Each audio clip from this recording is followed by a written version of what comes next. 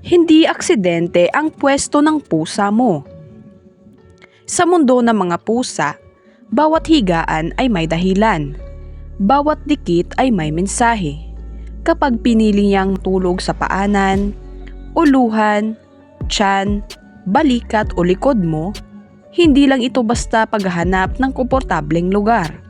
Isa itong tahimik na komunikasyon. Ang mga pusa ay eksperto sa pagbasa ng init ng katawan, tibok ng puso, galaw ng paghinga at maging ng emosyon. Kaya kung may paborito siyang spot sa iyong katawan, habang ikaw ay nakahiga, maaaring may praktikal na dahilan. May siyentipikong paliwanag at ayon sa ilan, may espiritual at pamahiing kahulugan din. Magandang araw sa ating lahat at welcome muli sa ating YouTube channel. Handa ka na bang tuklasin kung ano ang sinasabi ng kanyang pwesto tungkol sa iyong koneksyon?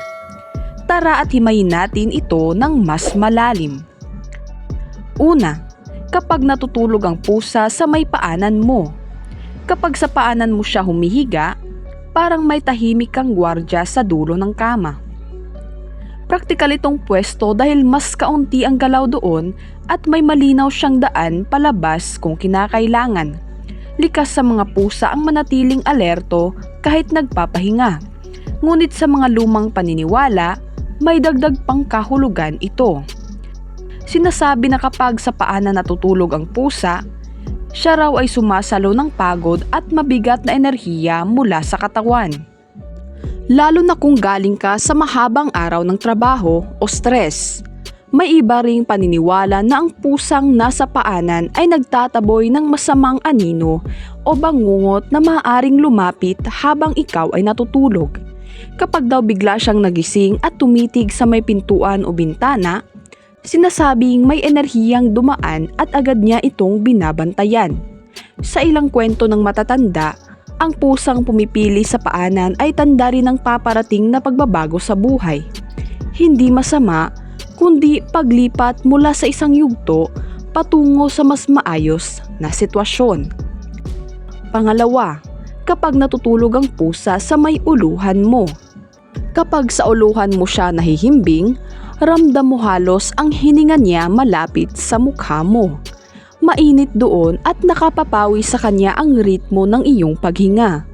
Kaya natural lang na pumili siya ng ganoong pwesto. Ngunit sa mga pamahiin, mas misteryoso ang kahulugan nito. May paniniwala na ang pusang nasa uluhan ay parang tagasala ng panaginip. Hinaharang niya ang masasamang bangungot bago pa ito makaapekto sa iyo. Kapag daw mahimbing ang tulog niya sa may ulo mo, sinyalis iyo na payapa ang enerhiya sa paligid mo. Ngunit kung bigla siyang umalis o hindi mapakali, may nagsasabing may hindi magandang vibration sa silid. May isa pang paniniwala na kapag madalas siya sa uluhan natutulog, malakas ang intuition mo at naaakit siya sa iyong mental energy. Para bang nakikiayon siya sa ilalim ng iyong pag-iisip. Pangatlo, kapag natutulog ang pusa sa may tiyan mo, iba ang pakiramdam kapag sa tiyan mo siya pumupwesto. Parang may mabalahibong unan na may kasamang purring na nakapapakalma. Praktikal ito dahil mainit at malambot ang tiyan. Ngunit sa paniniwala ng ilan, mas malalim pa ang ibig sabihin. Sinasabi na ang tiyan ay sentro ng emosyon at gut feelings. Kaya kapag doon siya nahihiga, parang inaabsorb niya ang lungkot, kaba o bigat na hindi mo masabi.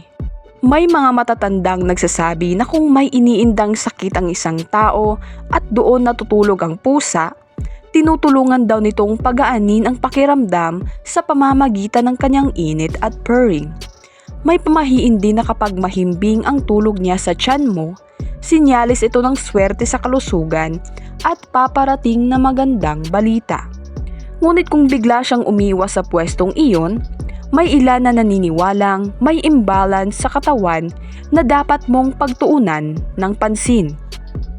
Pang-apat, kapag natutulog ang pusa sa may balikat mo habang nakahiga.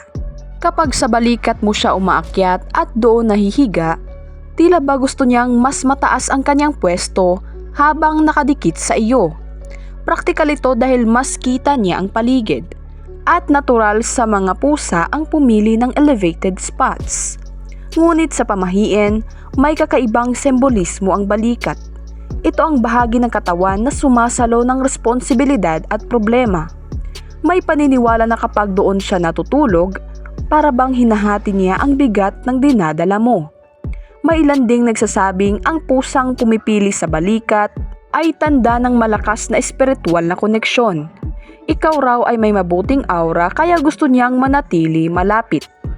Kapag daw madalas siyang nasa balikat mo, sinasabing may paparating na oportunidad o magandang pagbabago sa personal mong buhay. Para itong tahimik na paalala na hindi ka nag-iisa sa iyong mga pinapasan. At panglima, kapag natutulog ang pusa sa may likod mo. Kapag sa likod mo siya nakadikit, may pakiramdam ng proteksyon na parang may sandalan ka rin habang siya ay nakasandal sa iyo. Praktikal ito dahil steady ang init sa likod at mas hindi siya naaabala sa galaw ng mga kamay o paa. Ngunit sa paniniwala ng ilan, mas makabuluhan ang posisyong ito. Sinasabi na ang likod ay bahagi ng katawan na hindi natin nakikita. Kaya kapag doon siya pumupwesto, siya ang nagbabantay sa mga bagay na hindi mo napapansin. May pamahiin na kapag mahimbing siyang natutulog sa likod mo, ligtas at payapa ang enerhiya sa paligid mo. Ngunit sa paniniwala ng ilan, mas makabuluhan ang posisyong ito. Sinasabi na ang likod ay bahagi ng katawan na hindi natin nakikita. Ngunit kung bigla siyang magising at tumitig sa kawalan, may mga naniniwalang may presensyang hindi nakikita na kanyang binabantayan. May isa pang paniniwala na ang pusang nasa likod mo ay proteksyon laban sa lihim na inggit o negatibong intensyon mula sa ibang tao. Parang tahimik na tagapagtanggol na laging nasa likuran mo. Sa huli, maring isipin ng iba na simpleng init at lambot lang ang habol ng pusa. At oo, malaking bahagi iyon. Ngunit huwag maliitin ang katotohanang pinili kanyang maging pahingahan. Sa praktikal at siyentipikong pananaw, ito ay tungkol sa warmth, seguridad at instinct. Sa espiritual na pamahiing lente naman, ito ay proteksyon, enerhiya at swerte. Ngunit anuman ang iyong paniwalaan, iisang malinaw. Kapag ang isang pusa ay natutulog ng mahimbing sa tabi o ibabaw mo, ipinapakita niyang ikaw ang kanyang ligtas na mundo. Kaya sa susunod na maramdaman mong may mabalahibong katawan na nakadikit sa iyo habang ikaw ay nagpapahinga, huwag mo itong itaboy. Maaring hindi lang siya natutulog. Maaring siya ay nagtitiwala, nagbabantay at nagmamahal sa paraang tanging mga pusa lamang ang marunong. Maraming salamat po sa inyong panonood at sana po ay mayroon tayong natutunan sa video ito. Good luck and God bless po sa ating lahat.